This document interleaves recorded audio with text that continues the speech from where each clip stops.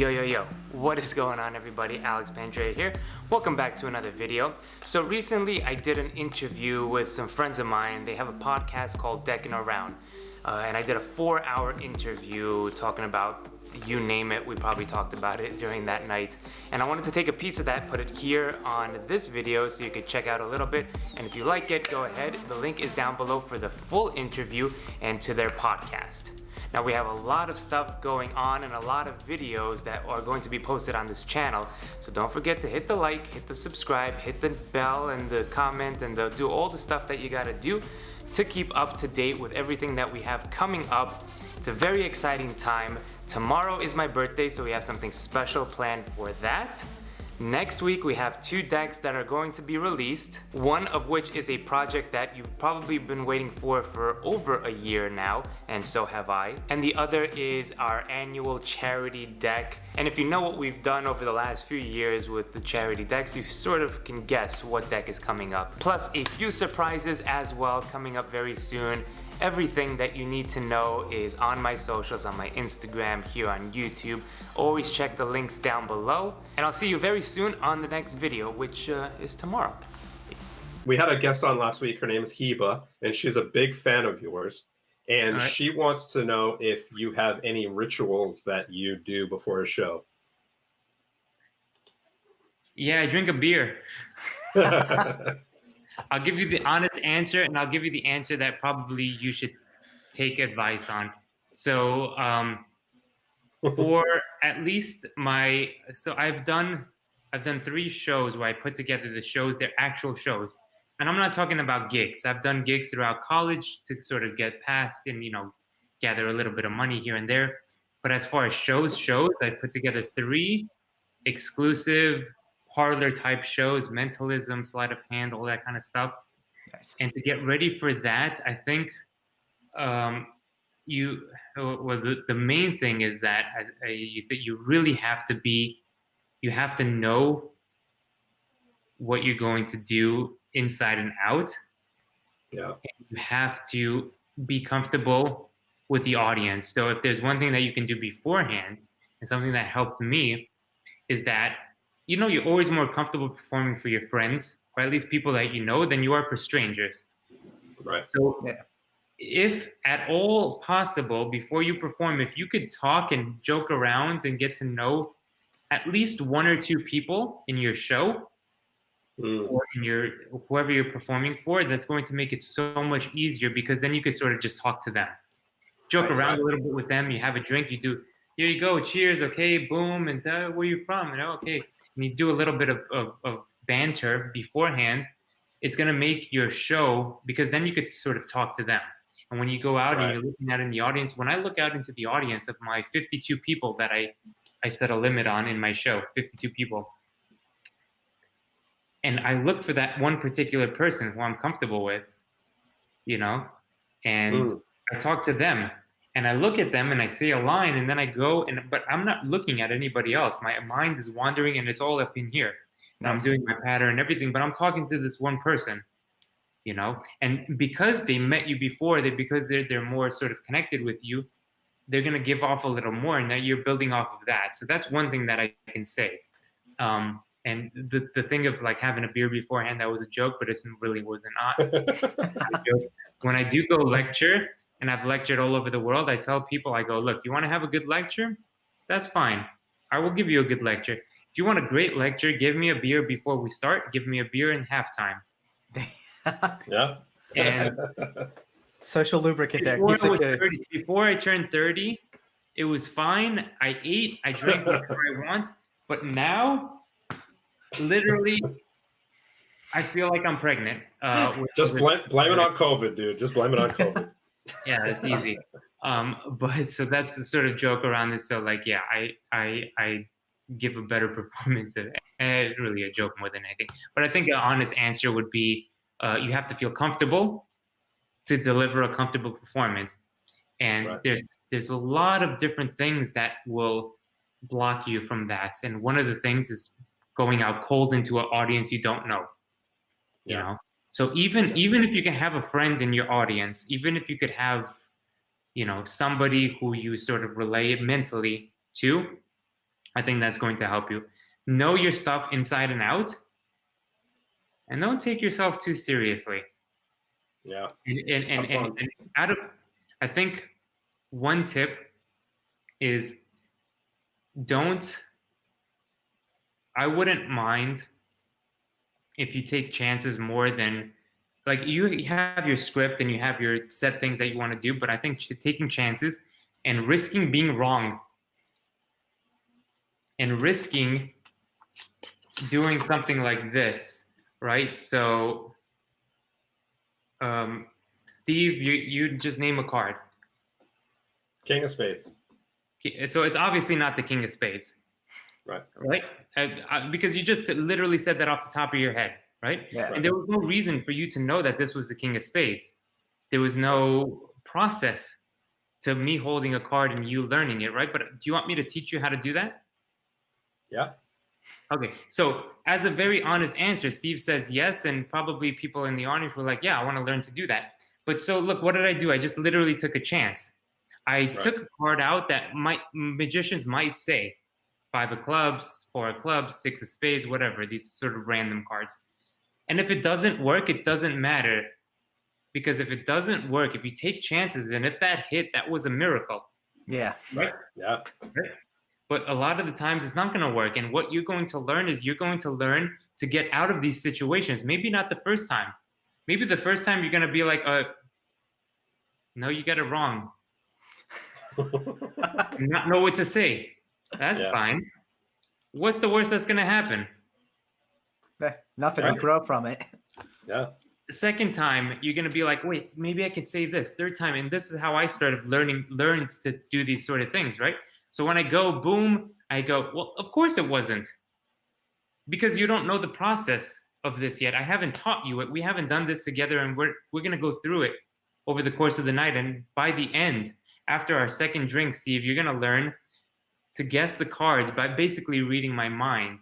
At least it's going to seem like that to everybody else. But Steve, you're going to learn something tonight that you're never going to forget. And now, I just said this. I have no idea what I'm talking. Let's say, make pretend. I have no idea what I'm talking about. Let's say I just said that. But it's going to force you now to be like, all right, how can I do this? So Steve believes he reads people's minds, right? Yeah. Maybe, and then I take him to my side. So my answer to the question is also, I think taking chances, I think, is a big part of magic, because you learn more about yourself than failing at a trick. Learning about yourself and how to get out of situations and how to jazz and come up with interesting solutions for things tops your being afraid of failing at something. Yeah. And the more that you can pivot that, the more you will be a better performer, a more fluid performer, and doing things off the fly that people will be like, wait, okay, hold on, right? And then you could take it further, right? Once it hits. If it doesn't hit, it doesn't matter. It's not part of the thing anyway. Of course this wasn't it. Well, because I'll tell you why, right? Steve, Tyler, I'll give you just another example. Can you think of a city, maybe, I don't know if you have a girlfriend or not, but if you do, right? Or you can make one up. And I'm sure you may be like, guy, girl, or whatever. I've seen her once in video, so I think she's real. But can you imagine going on a vacation with her? Maybe when all of this is over, you could picture a place where you could take a selfie, the sounds and the smells of this place. Yeah. Okay. So it doesn't matter what it is, right? It honestly doesn't. Okay. What is the place? Rome. And so you can't see that here. I had Rome. What a coincidence. No, it wasn't Rome. It was a short. It was just a short one. I was like, yeah, cool. You can't see that. Anyway. There you go. So it was Paris. Anyway, Rome would be the second option. So now I would come up to you and I would write down Rome on a piece of paper and cross it out and then put Paris. All right. So now when I write it down, right, and maybe I'm way off and you're like Singapore. And I'm like, well, I would go to Paris. And here's what's interesting about that. And then you just put it off to the side. And now that is not an effect anymore. Yeah. Right? So yeah, anyway, that's clever. what I'm saying about taking chances. And Steve, you know about this because of the course and like how I'm trying to push this sort of mentality of don't be scared to go out and perform. Don't be scared to go out and take chances and things like this, where it's literally you're just guessing. Let's just say there might be methods behind that madness, but let's just say you're just guessing. It was really interesting, obviously, when you hit it, you have to take credit for it in the correct way. But when it doesn't, it's going to make you a better performer because you're going to make yourself be like, all right, well, fuck, it's not. How do I turn this into something that, well, he said this and it's this, and I go, well, I wrote down Paris. Well, because so then you think to yourself, you go, well, and I would go to Paris and you would go to Singapore, and this is really interesting because da da da da da, and you go into it from there. So what I'm saying is like the flow of everything matters, right? The flow of everything will make you a good performer, or will make you be like, yeah, I got it wrong, guys. Sorry. No, that's I think that's a great way to look at it though too. And I think it, you force yourself to have opportunities to grow. And I think that's one thing that a lot of people don't realize. Opportunities don't always just present themselves. Sometimes you have to make them. And like you said, forcing yourself out of that comfort zone and taking chances is a great way to make those opportunities. Yeah, 100%. You can't script everything that you do. The learning process happens in performing. The learning process, at least for me, and I might be wrong in this. I might be completely wrong, but for me, I learn more in performing something for somebody and taking a chance on something, or not being 100% in it and be like, okay, I'm going to do these 3 things combined. All right, let's test it out. Let's see what we do. And I do it, right? And I'm like, and then I say, okay, I wasn't expecting him to ask this, or I wasn't expecting this person to do this. Or, well, this is interesting because she actually did this. And now you start learning things about your performance that you wouldn't have learned if you were just sitting in the couch in the corner. Right. Doing your little sleight. Yeah, absolutely. Yeah. So there's a distinction between sleights and performing and practicing and doing sleight of hand to performing. There's 2 different things. Yeah. If you want to be of sleight of hand and of just doing this kind of stuff, that's fine. If you want to be a performer, that's also okay. Right. You have to know the distinction between 2 and how to be whatever you want to be. Right. So going back to the question, I know it's a very, and again, Alex, just shut up and just answer the damn. Yeah, you're on a talk show. Please keep talking.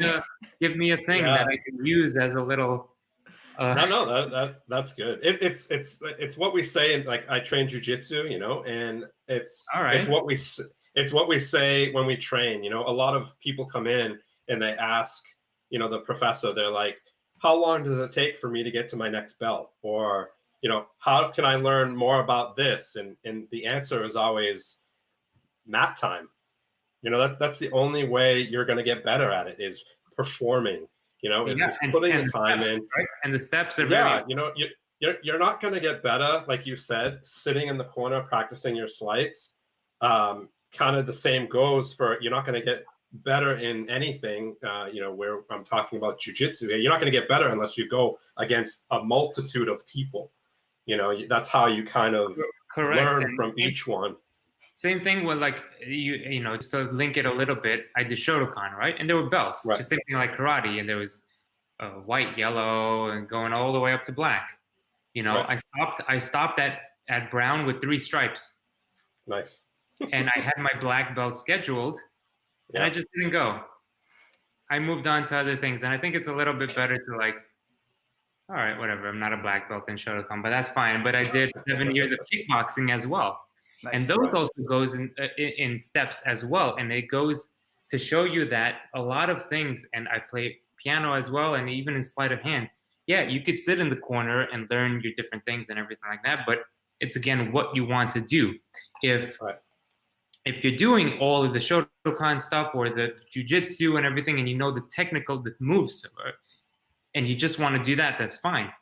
But if you're doing it to actually go out and fight people or battle, right? Or it's like I don't know, because I never really did Shotokan or karate, taekwondo for that matter, to be like, all right, and if I ever get into a fight, I know how to do my katas, right?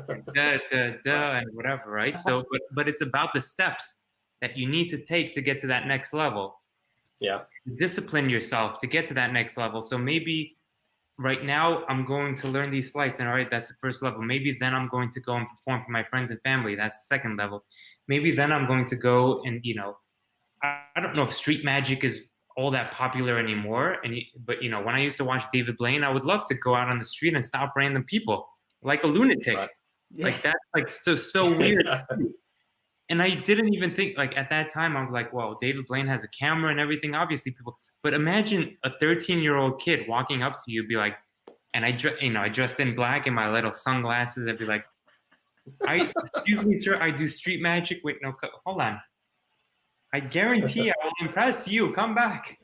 Dude, the new street magic is TikTok and Instagram, I guess, right? Is that's it? The new Yeah, street magic. Well, at least during quarantine. I'm not on TikTok, but Yeah, I've me seen neither. the popular videos and everything. I don't know. My honest opinion is I don't have an opinion on whether it's good or bad for magic. I think both. For me, magic has to be mysterious, has to be magical, first and foremost. I think it has to have sort of sentiment behind it. So I don't really like this quick sort of visual kind of what we see. Then again, that goes back to Tyler, what we were talking about in the very beginning of me being over 30 years old and being like, oh, this new generation. So I have no qualms with it. Maybe I have an opinion on it. Maybe I say it should be more mysterious. It should be more like you shouldn't do it this way. But honestly, I guarantee that is going to be the new generation of how people get into magic. Yeah, right? Yeah, for sure. I mean, some of these people have 100%. millions. And you have to be okay with it. I have to be okay with it, right? Even though I'm not on TikTok, but I've seen some of the TikTok magic videos. They're super cringe, right? Yeah, they are. That's TikTok, though. That's TikTok. But at the same time, you have to sit back and discern and understand that this is a different market for different people, for a different audience, and you got to be okay with that. So, you know, I would love magic to be kept mysterious, kept very secret, and kept like, man, just that feeling of learning something is such a wild sort of, you're part of something. Yeah. Everybody else that you know in your life is not part of, and you know the secret, and you are going to keep it. Unfortunately, it's just not the case anymore. I would love it to be. Right. You know, that you have to build an archetype for yourself that is true to what magic should stand for you. But unfortunately, there's no going past the TikTok and the America's Got Talent and Fool Us and all of this kind of stuff that is all around us. Yeah. You can't do anything about that, and you have to stop trying to do anything about that. So if you could create your own persona with your own sort of, let's say, show, right, behind it, with your own, there's people doing very interesting things with your own type of magic, you know, and you add the music and you add the mystery and you add the whole evening, and you really work on it, right? I think you could create something really, really nice. But I think you have to also be okay with the direction that commercial magic is going as a whole for people. Right. And if you don't, you're just lying to yourself. Absolutely. Yeah, no, that's definitely true. Rebel soul child got a fist ball. I'm a respawn of ancestors and I'm blessed, They are not him, tell him fess up. I get check stub, hella carefree, nothing scares me, hella reckless. Yeah, I got next up, right? No, we not the same, cause see when when I look in your iris. You likely to talk but not ready to ride.